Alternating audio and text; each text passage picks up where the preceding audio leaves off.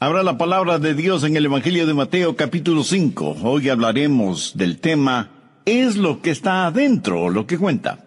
En 1924, el arqueólogo Howard Carter descubrió la tumba del rey Tutankamón. Ese sarcófago ahora está en el Museo Egipcio, y en realidad son dos sarcófagos, uno dentro del otro.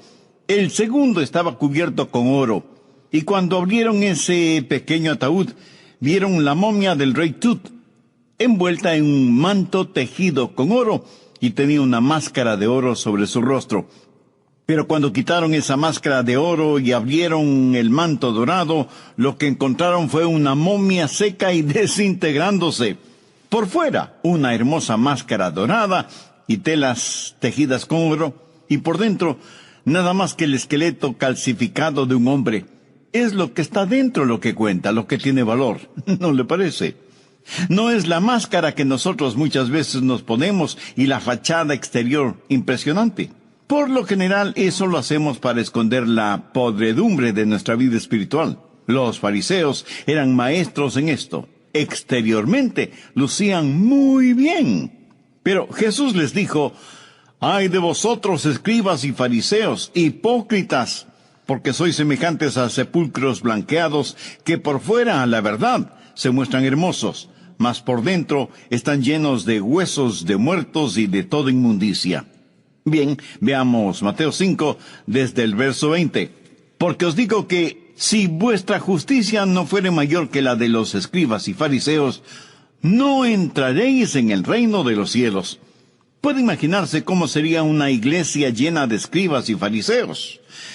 Yo creo que, primero, estarían siempre en el servicio dominical. Segundo, serían muy puntuales. Tercero, todos tendrían sus Biblias. Cuarto, darían sus diezmos. Quinto, nunca maldecirían ni dirían una mala palabra, ni se emborracharían, ni adulterarían. Y sexto, todos irían al infierno. Pero Jesús dijo que si nuestras justicias no fueran mayores que la de los escribas y fariseos, no podremos entrar en el reino de los cielos. Pero quiero que note que no está hablando de lo que está fuera, sino de lo que está dentro. Y da 6 ilustraciones para mostrarles a los fariseos lo que había en verdad en sus corazones. La primera ilustración la encontramos en Mateo 5:21. «Oísteis que fue dicho a los antiguos, no matarás, y cualquiera que matare será culpable de juicio. Pero yo os digo que cualquiera que se enoje contra su hermano será culpable de juicio. Y cualquiera que diga necio a su hermano será culpable ante el concilio.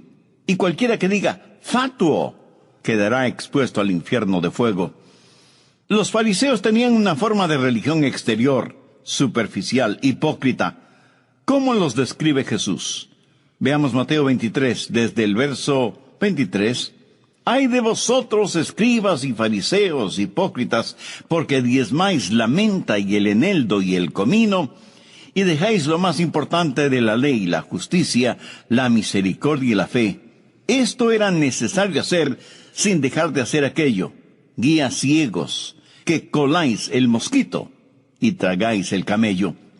Si el asunto no fuera tan serio, yo diría que hay tremendo humor en lo que Jesús les dijo. Los escribas y fariseos, cuando diezmaban plantas o granos, eran meticulosos contando: de 10 hojas de menta, 9 para mí y 1 para el Señor. De 10 granos de trigo o cebada, o lo que fuere, 9 para mí y 1 para el Señor. O sea, para ellos aún el acto de diezmar era externo, y se olvidaban de practicar, según la ley, actos de justicia, misericordia y fe. ¿Se puede imaginar lo ridículo o risible de esa situación cuando les dice que ellos eran muy cuidadosos para no ingerir ni siquiera un pequeñísimo mosquito, pero no tenían ningún problema tragándose un camello? Veamos el verso 25. «Ay de vosotros, escribas y fariseos, hipócritas, porque limpiáis lo de fuera del vaso y del plato, pero por dentro estáis llenos de robo y de injusticia». La idea hace referencia a alguien que limpia solo la parte exterior del vaso o del plato, pero ni siquiera toca la parte interior. Y Jesús dijo que esa era la forma en que ellos practicaban su religión, limpios por fuera, pero completamente sucios por dentro. A Dios le interesa primordialmente lo interior, no lo exterior, porque es lo de adentro lo que cuenta. El pecado es un trabajo interior, pero también lo es la justicia, la misericordia y la fe. La vida de los escribas y fariseos parecía tan recta exteriormente, pero el corazón de ellos estaba totalmente torcido. Hace muchos años serví como consejero en una de las cruzadas de Billy Graham.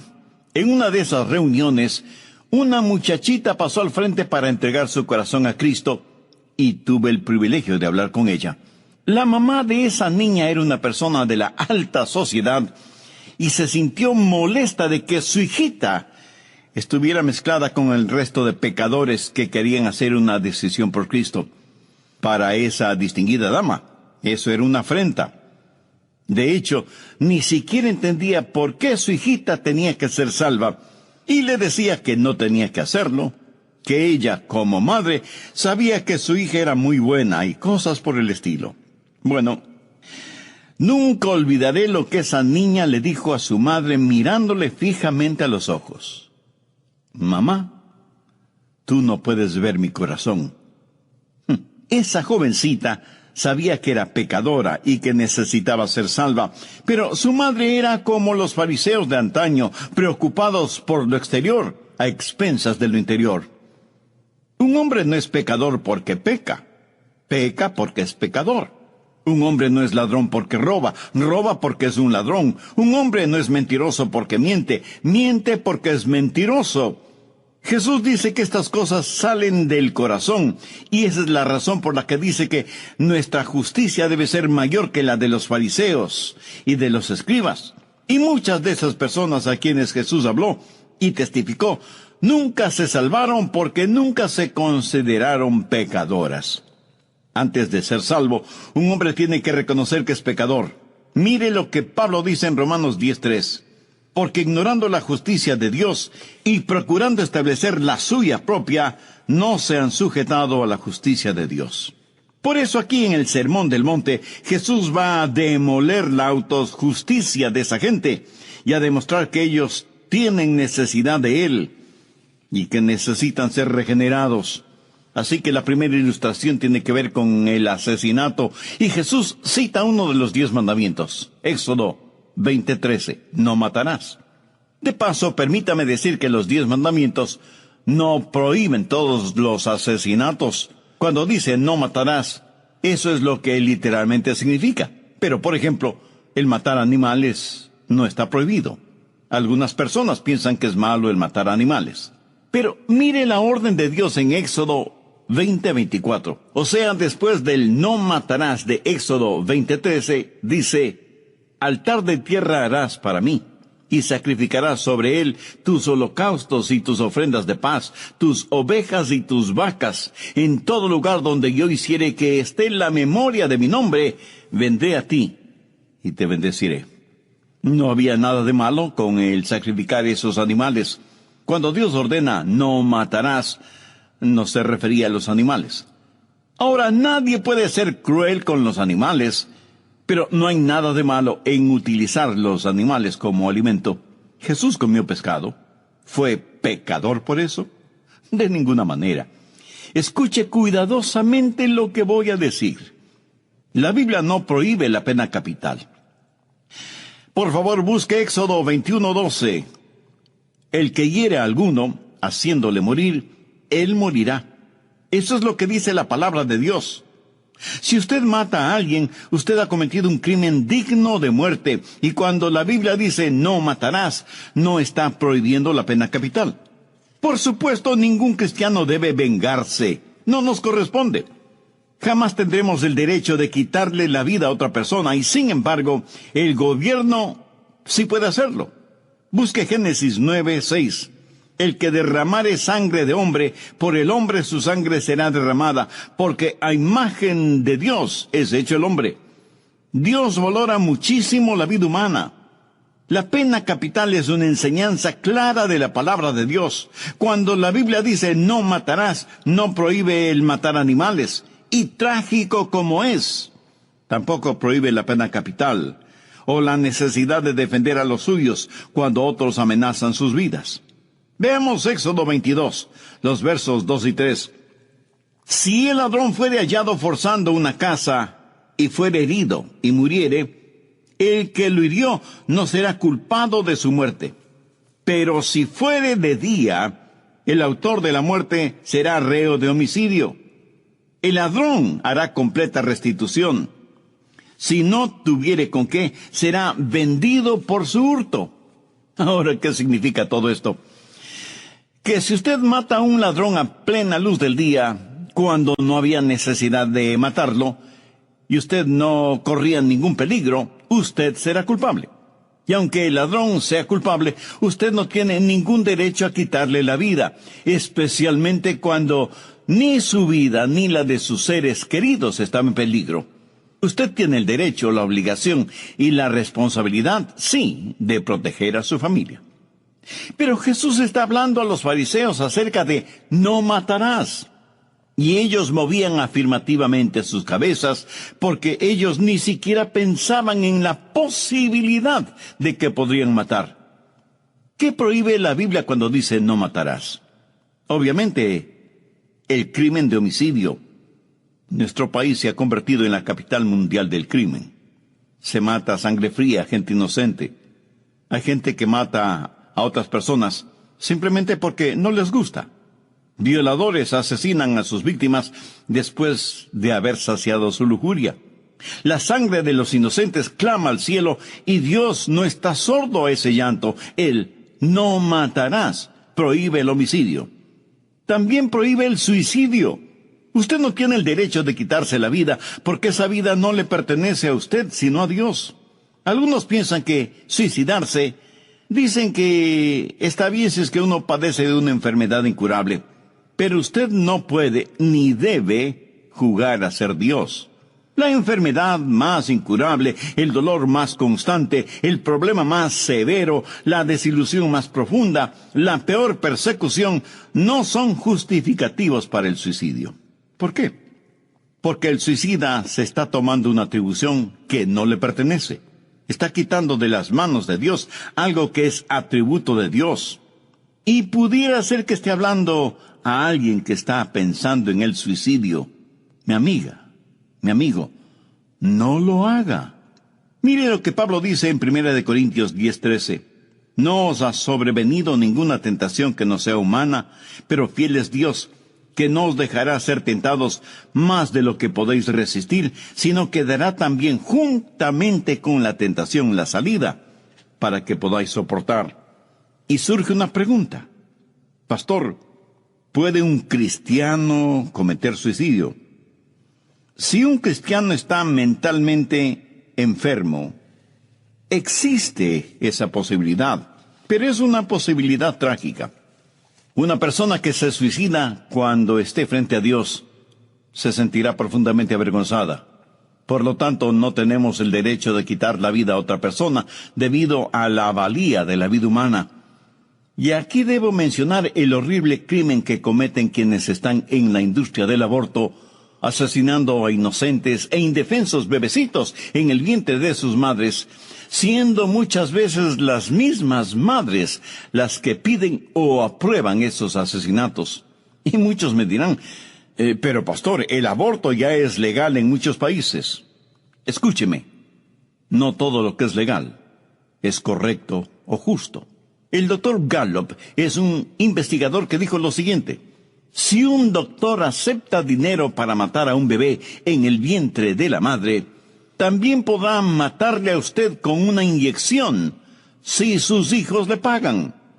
Y no tenemos el derecho de suicidarnos debido a que nuestra vida le pertenece a Dios. Escuchando las enseñanzas de Jesús, los fariseos seguramente decían: qué bueno que no somos homicidas, ni suicidas, ni infanticidas. Y cubriéndose con el manto de su autojusticia, se sentían seguros.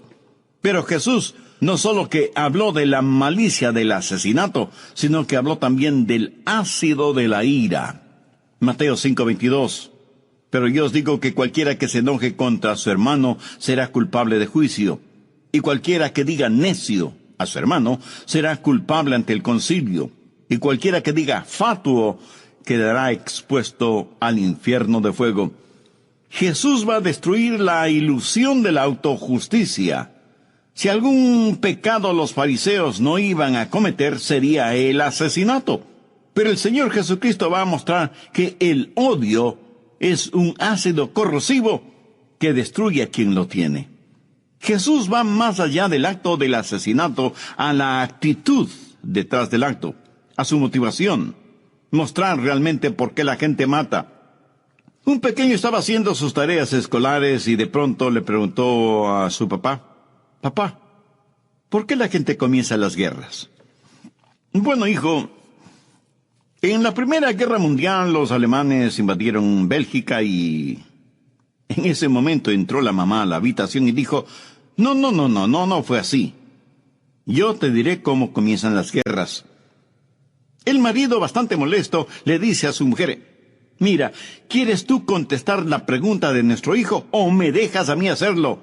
Él me preguntó a mí, no a ti. Además, tú no sabes nada sobre el asunto, así que no te metas en esto». Ella, furiosa, lanzó al piso la ropa que tenía en sus manos y airadamente salió de la habitación dando tremendo portazo. El padre le dice a su hijo: «Déjame decirte cómo empiezan las guerras». Y el hijo, saliendo de la habitación, le dice: «Ya no es necesario, papá. Ya lo sé. Comienzan en el corazón». Está usted en guerra con Dios. Eso quiere decir que usted no está de acuerdo con Dios. Usted está en rebeldía espiritual. Pero puede dejar de ser rebelde ahora mismo si se reconoce pecador y busca el perdón de Dios. Estamos estudiando Mateo 5, los versos del 20 al 22, la enseñanza de Jesús acerca del enojo, y habla del enojo cáustico contra el hermano. Eso es cuando alguien le hace daño, usted se llena de enojo, y usted siente ese ácido corrosivo en ebullición dentro de usted. Y poco a poco ese enojo se va convirtiendo en ira, hasta el punto de llamar a su hermano necio. ¿Qué significa esto? Significa que para usted la otra persona no vale nada. Necio. Es una palabra de desprecio. Los prejuicios raciales están cubiertos por esa palabra. Usted desprecia a los demás, se siente superior a otros. Trágicamente eso sucede aún entre cristianos, a quienes se sienten espiritualmente superiores a otros. Y ese enojo cáustico es seguido por el enojo desdeñoso y luego por el enojo condenatorio. Pero Jesús va más allá. Dice que quien llama fatuo a su hermano se irá al infierno. Y eso parece un castigo muy drástico, ¿no le parece? Pero es que debemos entender lo que la palabra fatuo significa en la Biblia. Se refiere a perversidad moral, a impiedad, a maldad. Una persona fatua, a menos que sea redimida y salvada, es una persona condenada y sin ninguna esperanza. El enojo a veces comienza a arder lentamente en el corazón y luego se convierte en un verdadero incendio de trágicas consecuencias. Busque 1 de Juan 3:15. Todo aquel que aborrece a su hermano es homicida. Y sabéis que ningún homicida tiene vida eterna permanente en él. Pastor Rogers, ¿es todo enojo malo? Por supuesto que no. En Efesios 4:16 se nos da 2 órdenes. Airaos, pero no pequéis. ¿Lo ve? Enojarse sin pecar. No se ponga el sol sobre vuestro enojo. La ira es algo malo, pero el enojo justo es diferente. Por lo menos 18 veces en el Antiguo Testamento leemos acerca del enojo de Dios. Y en el Nuevo Testamento tenemos la historia de cuando Jesús se enojó, lanzando afuera a los mercaderes en el templo. Uno puede determinar el carácter de una persona sabiendo qué es lo que le enoja. ¿Qué es lo que le enoja a usted? ¿Que perdió su equipo favorito? ¿Que alguien le ganó el único estacionamiento posible? Ahora, ¿sabe cómo enojarse sin pecar? Se lo diré. Enójese contra el pecado. Jesús nos previene contra el enojo que permite que Satanás construya una fortaleza en su vida. Esposos y esposas, escuchen. Si ustedes están enojados por alguna razón, nunca se acuesten estando enojados. No se ponga el sol sobre vuestro enojo, ni deis lugar al diablo. Cuando usted tiene enojo en su corazón, y no lo elimina, y enojado se va a la cama, ¿sabe lo que hace?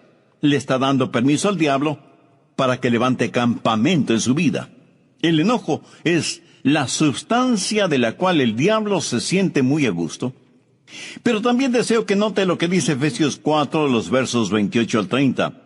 El que hurtaba no hurte más, sino trabaje, haciendo con sus manos lo que es bueno, para que tenga que compartir con los que padecen necesidad. Ninguna palabra corrompida salga de vuestra boca, sino la que sea para la necesaria edificación, a fin de dar gracia a los oyentes. Y no contristéis al Espíritu Santo de Dios, en el cual fuisteis sellados para el día de la redención. La mayoría de los fariseos no robaba, ni salían palabras corruptas de sus bocas, pero note lo que Jesús les dice en el verso 31. Quítense de vosotros toda amargura, enojo, ira, gritería y maledicencia y toda malicia. La palabra de Dios es viva y eficaz y más cortante que toda espada de dos filos. El enojo está detrás del asesinato y quiero que note su progresión en 5 pasos, de acuerdo a lo que vemos en Efesios 4. Primero, amargura, en el verso 31. ¿Sabe usted lo que es la amargura? Es ese resentimiento que se anida en su corazón cuando siente que alguien le ha hecho daño, que alguien le ha despreciado, o ha abusado de usted, o le ha deshonrado verbalmente. Eso es amargura. No es enojo todavía, solo amargura. Tal vez usted no diga nada a nadie, pero ya tiene ese resentimiento. Segundo, enojo. La palabra enojo proviene de una palabra griega que significa quemar lentamente. A veces no ha sentido eso dentro de usted. Es la amargura que se está convirtiendo en enojo. Como decir que está acumulando un material inflamable dentro de usted. Tercero, ira. Alguien abre el cuarto en donde usted tenía todos esos trapos inflamables y el oxígeno produce una combustión espontánea. Y aquello que solo humeaba se transforma en calcinantes llamas. Ira. Gente que súbitamente pierde el control, la compostura. ¿Conoce usted a personas así? Personas de temperamento volátil que cuando llegan al nivel de la ira, rompen cosas, patean puertas y hasta pueden golpear a quien quiera que se les ponga por delante.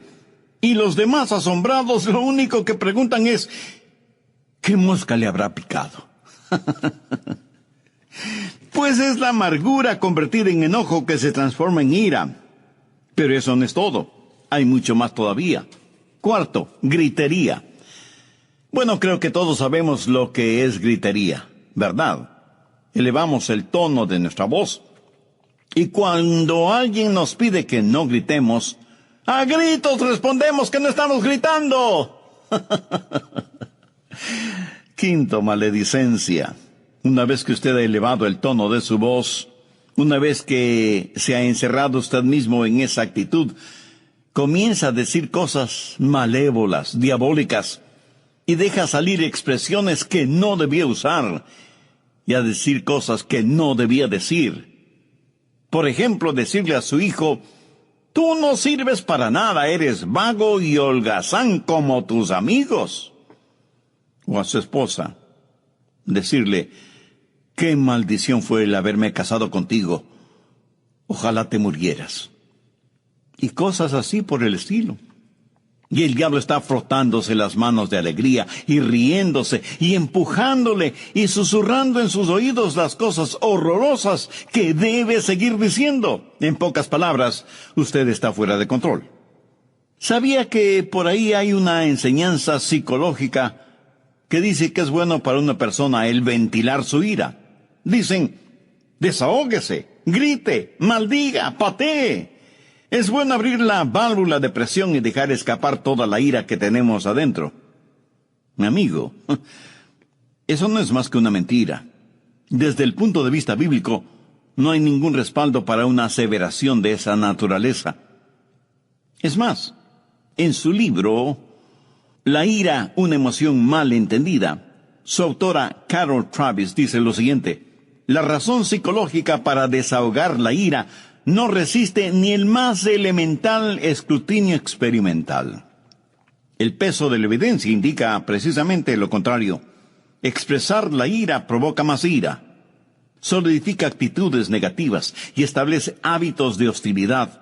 Por eso es que la Biblia dice en Proverbios 15:1, la blanda respuesta quita la ira, mas la palabra áspera hace subir el furor.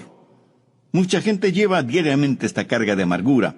Aún gente aparentemente religiosa, piadosa, y que parece no ser capaz ni de matar una mosca. Gente que va a las iglesias, sea de la denominación que sea, y si la amargura pudiera manifestarse en el rostro, todos los seres humanos, con las debidas excepciones, tendríamos rostros verdaderamente espantosos. Cierto, tal vez usted nunca mate a alguien. En ese sentido, es mucho mejor llevar la semilla en el corazón que hacerla realidad. Tampoco diga, bueno, si solo por pensarlo ya soy culpable delante de Dios, entonces lo voy a hacer de todas maneras. Pero ese no es el punto ahora. No estamos hablando de lo que le sucede a ellos, sino de lo que le sucede a usted primordialmente. Escúcheme.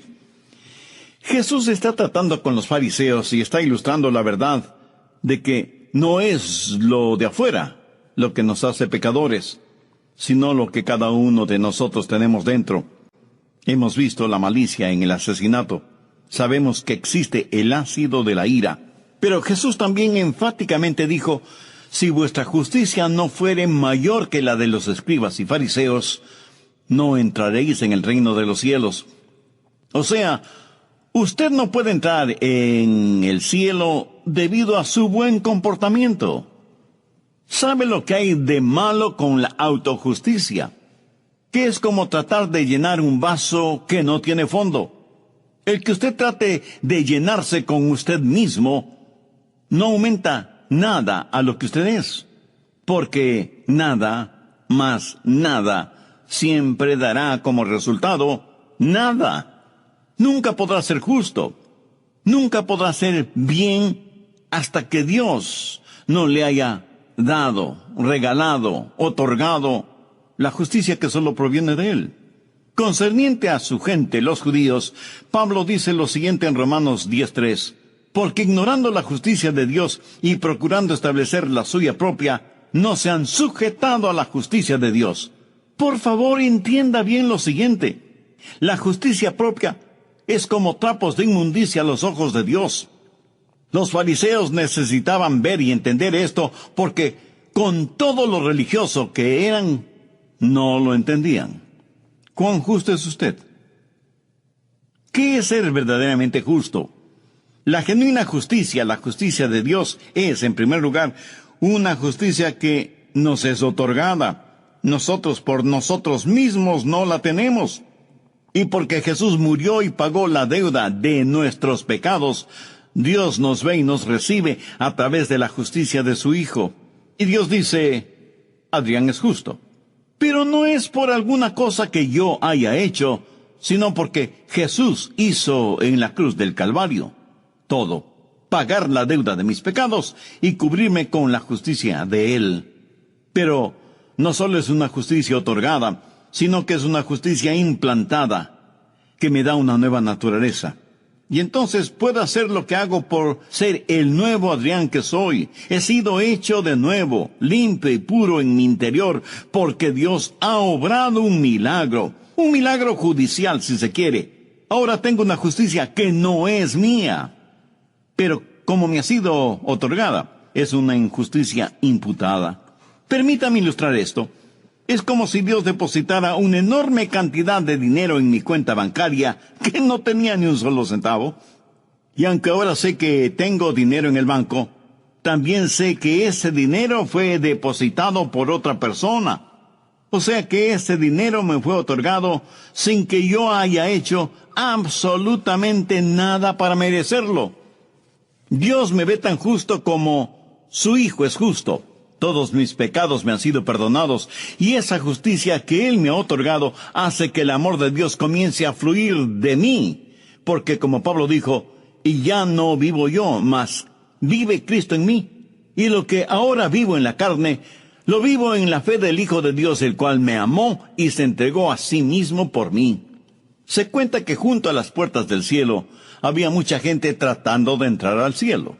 Alguien tocó a la puerta y una voz desde el interior preguntó: ¿quién golpea para entrar en el cielo y cuál es la contraseña? Y el hombre que tocó a la puerta dijo: soy un hombre justo y moral. Y desde adentro la voz dijo: nunca te conocí, apártate de mí, hacedor de iniquidad. Otro hombre tocó la puerta, y otra vez la voz preguntó: ¿quién es el que busca entrar en el cielo y cuál es la contraseña?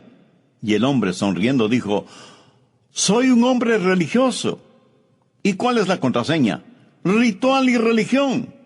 Nunca te conocí, apártate de mí, hacedor de iniquidad.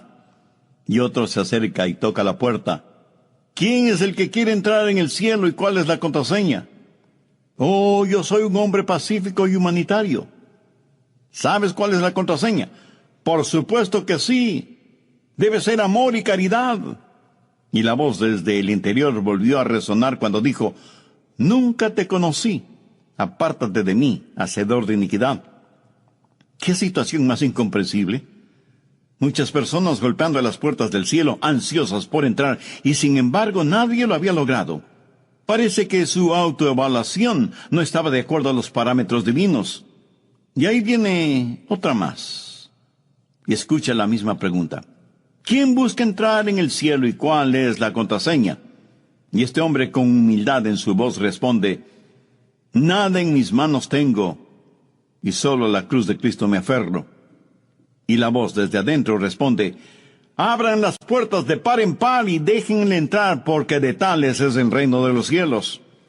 Y eso es exactamente lo que el Señor Jesucristo quiso decir cuando les dijo a los moralistas, a los religiosos y a los humanistas: si vuestra justicia no fuere mayor que la de los escribas y fariseos, no entraréis en el reino de los cielos. Ahora quiero que entienda perfectamente bien lo siguiente: Jesucristo no estaba en contra de las otras cosas. No estaba en contra de la religión, tanto y en cuanto sea la genuina. No estaba en contra de la moralidad, sino más bien en contra de la falta de la misma. No estaba en contra del amor, porque hubiera sido como estar en contra de él mismo, porque él es la manifestación, la encarnación del amor de Dios. Y por supuesto, él no estaba en contra de los 10 mandamientos, sino que incluso él enseñó cuál era el espíritu de la ley, y no solamente la letra de la ley. Pero él está diciendo que el corazón del problema humano es el problema del corazón humano. ¿Lo entiende? Permítame repetírselo. El corazón del problema humano es el problema del corazón humano. Y la única respuesta para ese problema es el nuevo nacimiento. O sea, la justicia de Dios que nos es otorgada e implantada cuando nos salvamos mediante la fe depositada en el Señor Jesucristo. Mi sincera y constante oración es que cada uno de